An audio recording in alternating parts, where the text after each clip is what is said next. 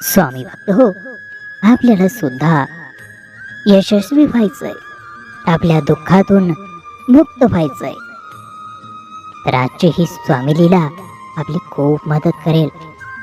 यासाठी व्हिडिओ शेवटपर्यंत पहा. श्री स्वामी समर्थ.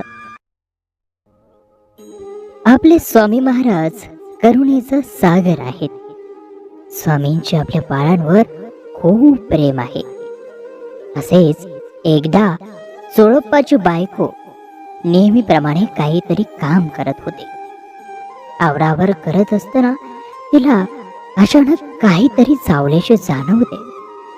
काय चावले हे? फक्त आज तिला विंचू आपल्याला चावला आहे असं दिसते. अचानक झालेल्या विंचवाचा दंश बघताच ती खूप घाबरून जाते आणि विंचू चावला, विंचू चावला म्हणून मोठ्याने रडायला लागते. त्यावेळेला तिथेच बाजूला स्वामी महाराजांची स्वारी स्वस्वरूपानंदात रमलेली होती. चोळप्पांच्या बायकोचे ओरडणे ऐकताच स्वामींनी तिच्याकडे बघितले आणि बोलले, काय झाले ग? तेव्हा चोळप्पांची बायको बोलले, स्वामी, विषाणू विंचू चावला. असे बोलणे ऐकताच स्वामी मोठ्याने हसायला लागले आणि तिच्याकडे आपल्या पायातील जोडा फेकला आणि बोलले, हा घे आमचा जोडा, यात हात घाल म्हणजे बरे वाटेल. स्वामी भक्त हो, चोळप्पाच्या बायकोने स्वामींचा जोडा हातात घालताच चमत्कार झाला. विंचवाच्या दंशाने होणाऱ्या तीव्र वेदना एकदम शांत झाल्या. हाताला थंडगार वाटू लागले. तिला खूप आनंद झाला. आता माझा हात बरा झाला आहे असे समजून तिने जोड्यातून हात बाहेर काढला. तोच पुन्हा हाताच्या वेदना सुरू झाल्या. आहा, स्वामी भक्त हो, काय समर्थांची लीला आहे. जोड्यात हात घालताच वेदना नाहीशा होतात आणि जोड्यातून हात बाहेर काढताच पुन्हा वेदनांचा ठणका सुरू होतो. ही स्वामींची लीला बघताच चोळप्पांच्या बायकोस खूप आश्चर्य वाटले. स्वामींच्या सामर्थ्याची तिला प्रचिती आली. त्या दिवशी स्वामीरायाचा जोडा हातात ठेवून तो उशाशी ठेवून ती झोपी गेली. स्वामी भक्त हो, स्वामींची ही लीला या ठिकाणी समाप्त होत आहे. पण वेळ आहे आता स्वामी लीलेतून घ्यावयाच्या बोधाची. आजच्या लीलेतून स्वामी आपणास खूप प्रेरणा देत आहेत. ज्याप्रमाणे चोळप्पाच्या बायकोने स्वामींच्या जोड्यात हात घातला तर विंचवाच्या दंशाच्या वेदना बंद व्हायच्या आणि हात बाहेर घेतला तर वेदना व्हायच्या. त्यातून स्वामी अगदी सरळ सहज समज देत आहे की जीवनात कितीही संकट दुःख असू दे वा सुख समाधान असू दे, आपल्याला स्वामीचे चरण घट्ट पकडून ठेवायचे आहे. कारण जेव्हा आपण स्वामींचे चरण पकडतो म्हणजेच संपूर्ण शरण होऊन अहंकार रहित कर्म करतो, तेव्हा आपण परमचैतन्याच्या सोबत ताळमेळ मध्ये असतो.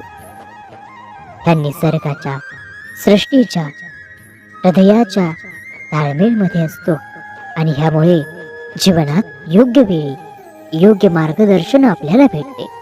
आपले निर्णय अचूक येतात, पर्यायाने यश भेटते. परंतु स्वामी भक्त हो, जेव्हा आपल्याला यश भेटू लागते तेव्हा आपले मन आलेल्या यशाचे श्रेय कळत नकळत स्वतःकडे घेते. म्हणजेच आपल्यात अहंकाराचा संचार होतो आणि ज्याप्रमाणे चोळप्पाच्या बायकोने जोड्यातून हात बाहेर काढले असता पुन्हा तिला वेदना होऊ लागल्या, अगदी तसेच आपण स्वामींचे चरण सोडतो तेव्हा आपण स्वामींपासून दूर जातो, हृदयापासून दूर जातो. पर्यायाने आपले निर्णय चुकतात आणि अपयश येते. थोडक्यात अहंकार निर्मित दुःख येऊ लागते. म्हणूनच स्वामी भक्त हो, आजच्या लीलेतून आज आपणास आजच्या पिढीसाठी बोध घेता वर्तमानातील कर्म अत्यंत प्रामाणिक आणि एकनिष्ठेने करणे हा स्वामी हुकूम आहे. ही समज जागृत ठेवून सुख असो वा दुःख मनात कुठलाही अहंभाव न ठेवता स्वामींचे चरण घट्ट पकडून ठेवायचे आहे. चला तर मग आज आपण आपल्या अंतर्मनाशी संवाद करूया. हे मना, सुख असू दे वा दुःख असू दे, कुठलाही अहंभाव मनात ठेवू नको. स्वामी चरण घट्ट पकडून ठेव. बघ, तुला सुखाचे सुख भेटेलच, पण दुःखाच्या वेदनांचा कुठलाच त्रास होणार नाही. अरे, हाच स्वामी रायाचा महिमा आहे. चला तर सर्वजण एकदा प्रेमपूर्वक बोलूया. बोला अनंत कोटी ब्रह्मांड नायक राजाधिराज योगीराज परब्रह्म सच्चिदानंद सद्गुरु अवधूत चिंतन भक्तवत्सल भक्ताभिमानी अक्कलकोट निवासी श्री स्वामी समर्थ महाराज की जय. श्री स्वामी समर्थ.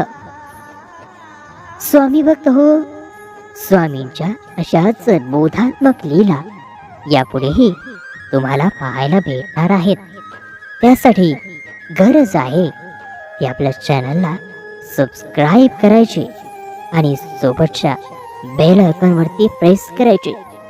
चॅनल सबस्क्राईब करायला विसरू नका. पुन्हा भेटूया स्वामींच्या अशाच नवीन लीलांसोबत. तोपर्यंत नमस्कार. श्री स्वामी समर्थ.